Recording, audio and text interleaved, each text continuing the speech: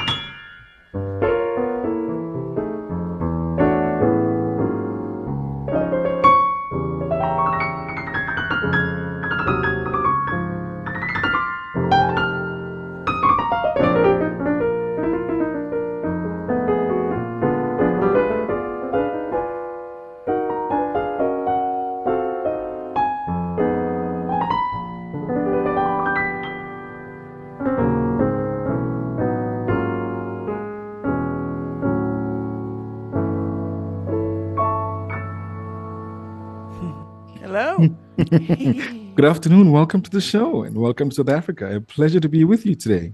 Thank you. It's an honor to be on here. Thank you so much for having me. Absolutely. Thank you for joining us. You know, Matthew, I want to start, by the way, thank you for that amazing introduction. Really incredible, exclusive here for the K JazzShow. I want to start from the beginning. You know, I mean, who is Matthew Whitaker and where does your story begin with jazz? Great question. So I first started when I was 3 years old. My grandfather gave me my first keyboard at the age of 3. And I taught myself nursery rhymes at that age. And when I was 5, I got into classical piano with the FMDG research tool for the blind and visually impaired. And when I was about 7 years old, I got into jazz music. My dad played jazz for me for the first time on the radio. And ever since then, it's been my favorite genre to play and listen to.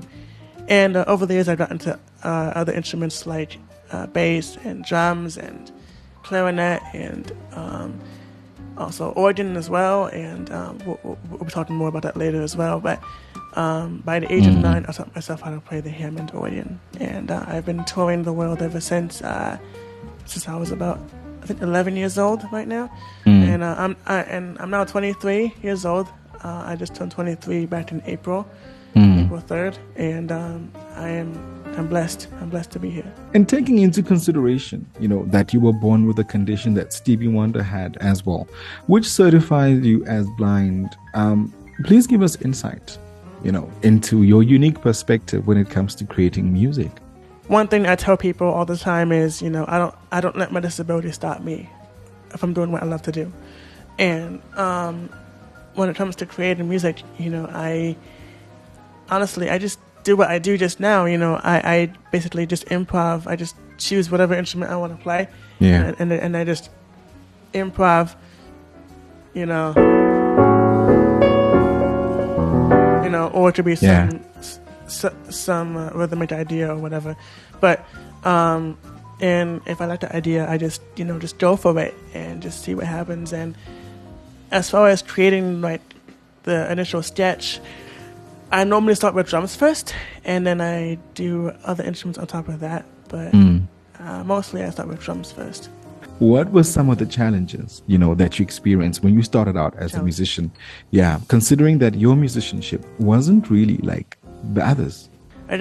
one challenge for me was when I was younger, trying to find a place for me to learn and grow. And in fact, it was a long time before we found FMDG, because other stores would be like, oh, he's too young, or he's blind, or we never taught a blind person before, or we forgot, or we don't have any resources to teach him. And, and then we finally found FMDG when I was 5. And even then they said, oh, he's too young, but bring him in anyway. So, and after the first lesson, it was like, oh, let's bring him in. So I became the youngest at 5. Similarly, when I was getting education, trying to find schools that would be accommodating for me, both, growing up and, when I was in college as well, trying to find colleges, same exact thing.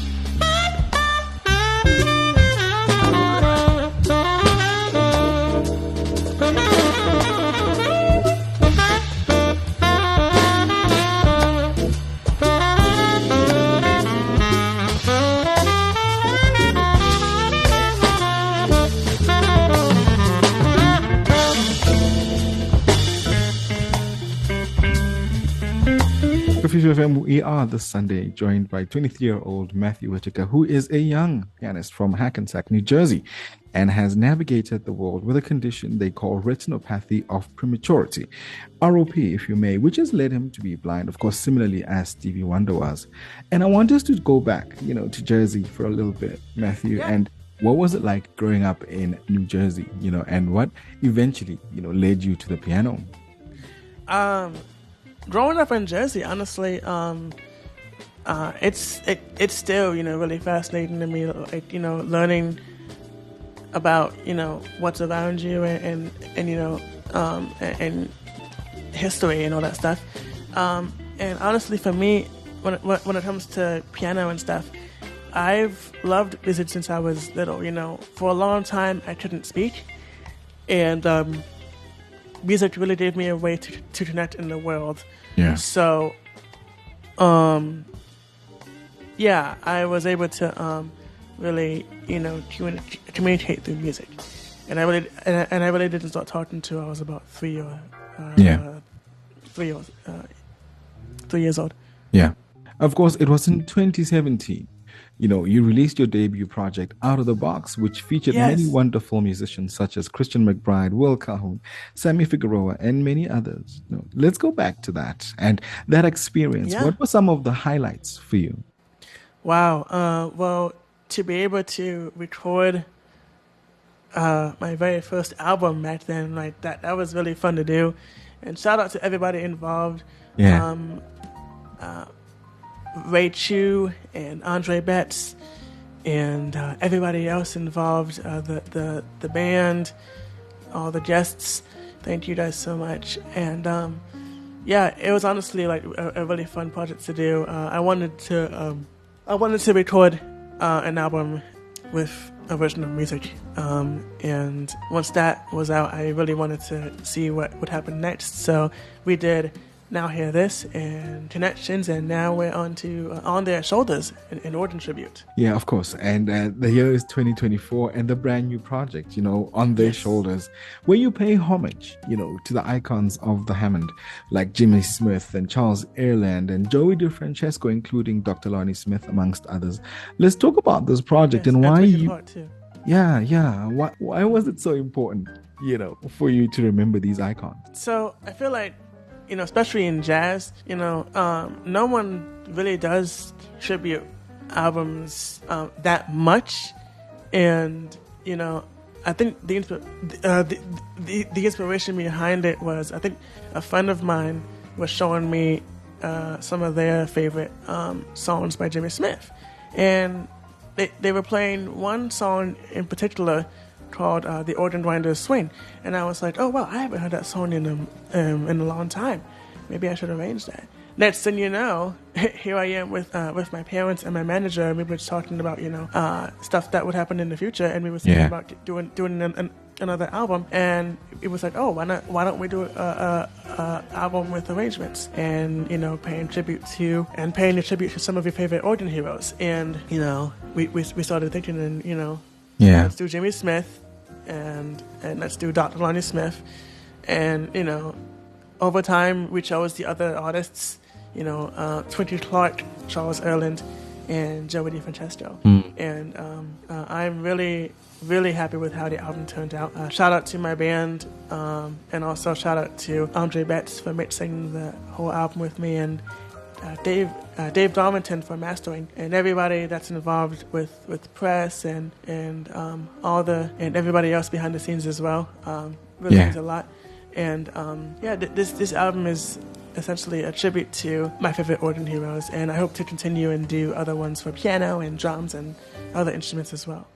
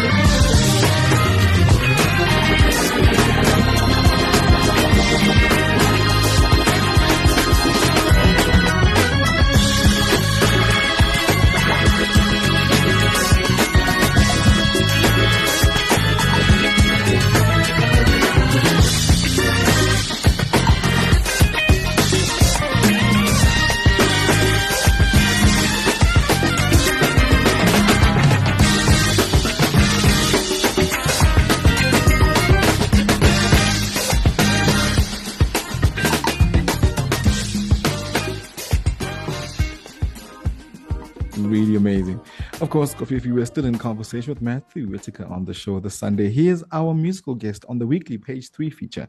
And throughout the conversation, we've also been listening to some of his music of his latest project, On Their Shoulders, an organ tribute, which he remembers the icons of the Hammond organ and reimagines some of their classic music. And we're really happy that you could join us this afternoon, of course. And Matthew, let's remember, Dr. Lonnie Smith and your relationship with him and some of the lessons that you learned from him. Of course. I would say one thing that he does to everybody is he always calls people his grandson. He would always call me his grandson. He would also always invite me on stage to play with his band during his shows. One thing that stuck with me with Doc was when he would always say, "Hey, just always, do you and just be you and don't be afraid to express yourself." And one thing that he does a lot is no matter what, he always tells a story with his organ playing. So I always try to do that no matter what I do. And when he passed away, he wanted me to have his organ. So. Which is currently upstairs in our house, and it sounds really good. And I love playing it, and it was really generous of him and his family to give me the organ. Oh, beautiful! Really incredible stuff. But I want to know, where to from here? For Matthew, are there any new projects or collaborations that you're particularly excited about? Yeah, so I'm currently working on a project with Alvin Ailey. It's a dance company. Yeah. And I'm currently working with a choreographer. Her name is Hope Boykin. Yeah. And we're doing an original piece called Finding Free. I did all the music for it, and we're currently in rehearsals now with the dancers, and we're going to be premiering the show live twice in December. For the first time, opening night is December 13th, and the matinee performance is the 14th. Again, those dates are in December. Yeah. And I'm really excited of how the music turned out. And what's cool is if this goes on tour, we'll be able to share the music that we played in the studio, and the dancers will be able to dance along with that. But for the live shows, we'll have the live band and we'll have the dancers all together. So that'll be really fun to do. Yeah. And what else? I would love to continue to compose and arrange, and I want to, get into more producing, not just for me, but for other people as well. I also want to continue arranging and doing more movie scores or soundtracks, and do stuff for film and stuff like that. I've done stuff before, including some. Sorry, I'm gonna start that over.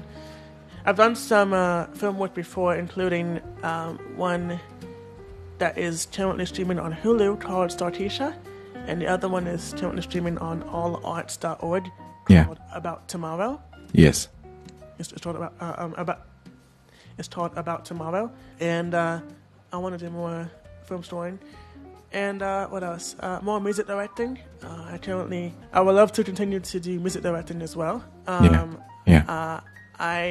Last year I was able to do a music role last year where I was the music director for this music role called Billy Strayhorn, Something to Live For. Yes. It was a tribute to the jazz pianist Billy Strayhorn. It was done in Pittsburgh last year, and I hope to continue with that and do other projects in that as well. So a lot, really, and honestly, whatever God says, yes, I always follow that. Absolutely. And before you and I wrap up our conversation this Sunday, having overcome, so much at such a tender age, what would you, which advice, maybe, would you give to young musicians who are either disabled or facing similar challenges and want to pursue their musical dreams? What would you say to somebody who's listening right now and thinks, I could never do this because I struggle with that, Got you. Follow your dreams. Do not let anyone tell you you can't do something. Have fun and just be you. Yeah. Well, Just be you. have fun and just be you.